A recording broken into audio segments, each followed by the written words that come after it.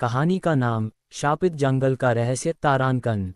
कहानी एक घने और डरावने जंगल के इर्द गिर्द घूमती है, जिसे लोग शापित जंगल कहते हैं। गांव वालों का मानना है कि इस जंगल में एक प्राचीन आत्मा का वास है, जो हर रात जाग जाती है। जंगल के पास कोई भी रात में नहीं जाता, क्योंकि वहां से जो गया वह कभी लौटकर नहीं आया। पहले आप सभी हमारे नए चैनल सब्सक्राइब करें। कहानी एक युवक राहुल की है, जो अपने दोस्तों के साथ एडवेंचर करने के लिए इस जंगल में जाने का फैसला करता है। वह अपने दोस्तों के डर को नज़रअंदाज कर देता है और कहता है कि ये सब केवल अफवाहें हैं। राहुल के दोस्तों में से कुछ तो पीछे हट जाते हैं, लेकिन 3 दोस्त उसके साथ जाने के लिए तैयार होते हैं। वे चारों रात के समय जंगल के अंदर प्रवेश करते हैं और शुरुआत में सब कुछ सामान्य लगता है। लेकिन जैसे जैसे वे गहराई में जाते हैं, माहौल अजीब और भयानक होने लगता है। पेड़ अचानक से बहुत घने और डरावने दिखने लगते हैं और हवा में एक अजीब सी ठंडक फैल जाती है। अचानक उन्हें पेड़ों के पीछे से किसी के कदमों की आवाज़ सुनाई देती है, जैसे कोई उनका पीछा कर रहा हो। जब वे मुड़कर देखते हैं तो उन्हें दूर धुंधले रूप में एक परछाई दिखाई देती है, जो धीरे धीरे उनकी ओर बढ़ रही होती है। डर के मारे वे तेजी से आगे बढ़ने लगते हैं, लेकिन हर तरफ से उन्हें वही परछाई दिखाई देने लगती है। जंगल का रास्ता अब अनजान हो चुका था और चारों दोस्त एक अंधेरी गुफा के पास पहुंच जाते हैं। गुफा के बाहर एक पुरानी टूट चुकी पट्टिका होती है, जिस पर कुछ अजीब भाषा में लिखा होता है। राहुल उसे पढ़ने की कोशिश करता है, लेकिन तभी अचानक गुफा के अंदर से किसी की धीमी धीमी आवाज़ सुनाई देती है। यह आवाज़ बेहद धीमी और अजीब होती है, जैसे कोई बहुत पुराने समय से किसी को पुकार रहा हो। राहुल और उसके दोस्त ठिठक जाते हैं, क्योंकि अब उन्हें लगने लगता है कि वे शापित जंगल के उस हिस्से में आ गए हैं, जहां से कोई कभी लौटकर नहीं आया।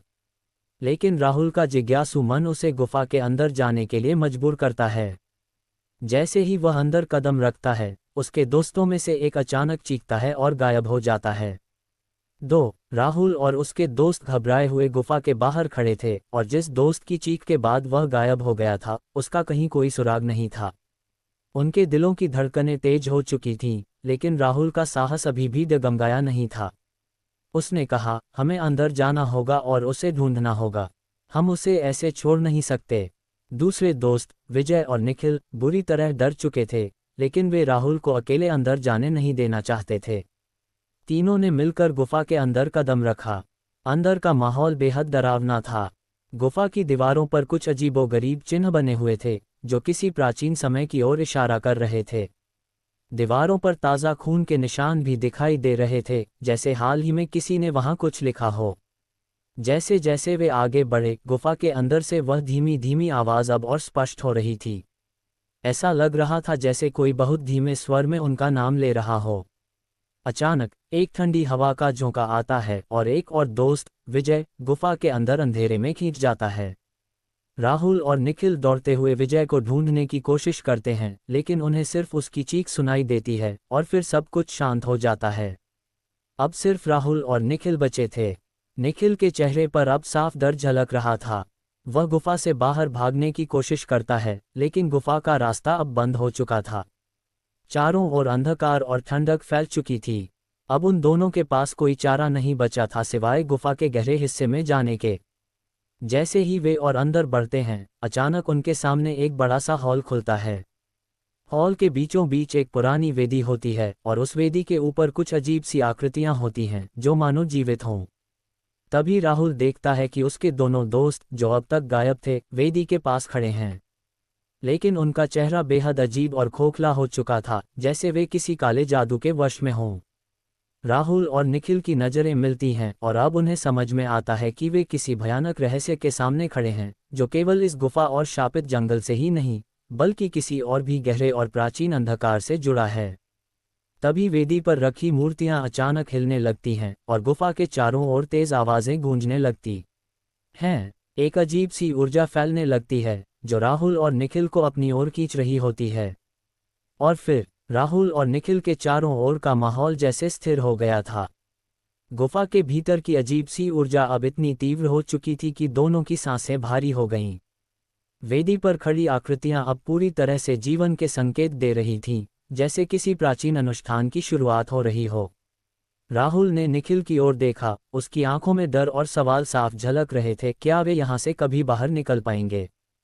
तभी राहुल की नज़र गुफा के फर्श पर बने एक पुराने चिन्ह पर पड़ी, जो देखने में किसी जादुई मंत्र जैसा लग रहा था। उसके पास एक अजीब सी चमचमाती धूल बिखरी हुई थी, मानो किसी ने उस जगह पर कुछ किया हो। राहुल ने हिम्मत जुटाई और उस चिन्ह के करीब गया।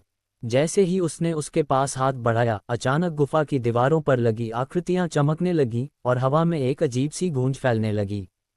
यह आवाज़ पहले वाली से अलग थी, बहुत गहरी और भयावह। राहुल का दिल तेजी से धड़कने लगा और निखिल ने चिल्लाते हुए कहा, रुक राहुल, हमें कुछ नहीं पता ये क्या कर सकता है।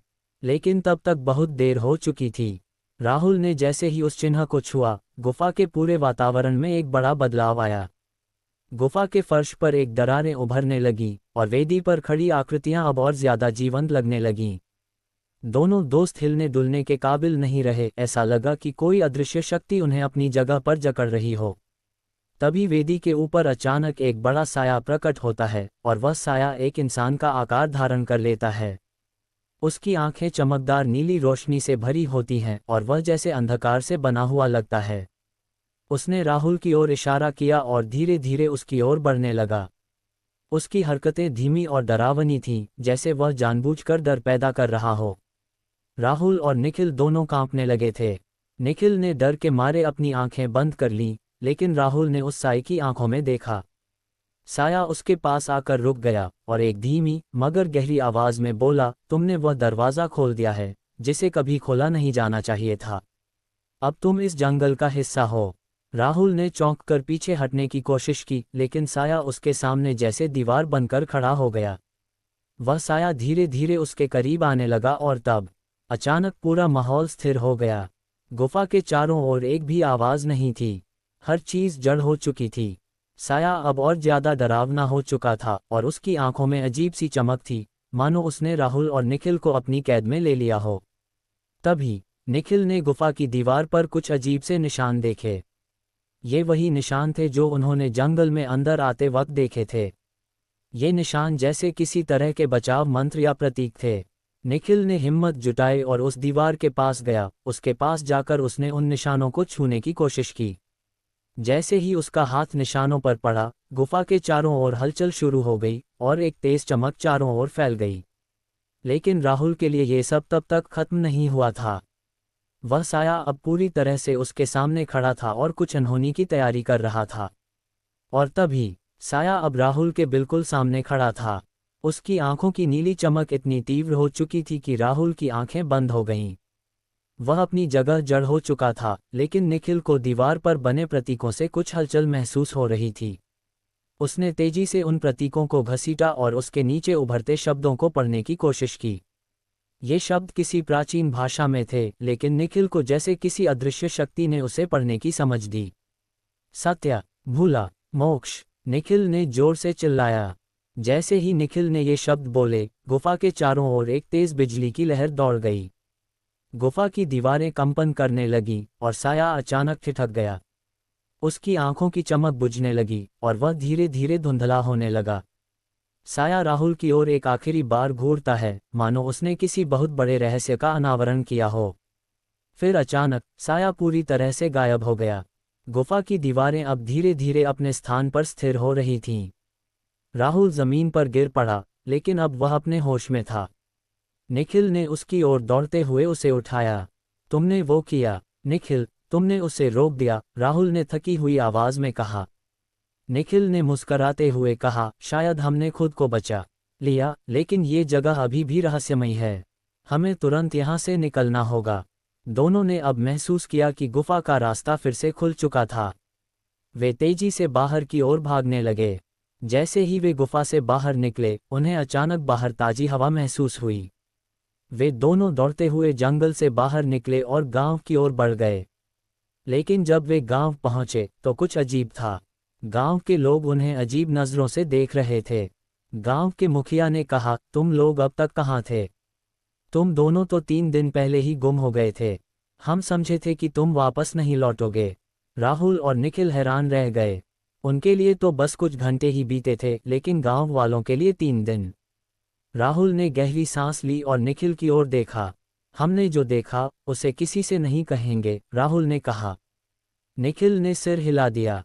वे दोनों जानते थे कि शापित जंगल का रहस्य अब भी जिंदा है, और उस रात जो कुछ हुआ था वह शायद किसी बहुत बड़े और खतरनाक सच का एक छोटा सा हिस्सा था। लेकिन एक बात तय थी, वे अब कभी उस जंगल की ओर नहीं जाएंगे।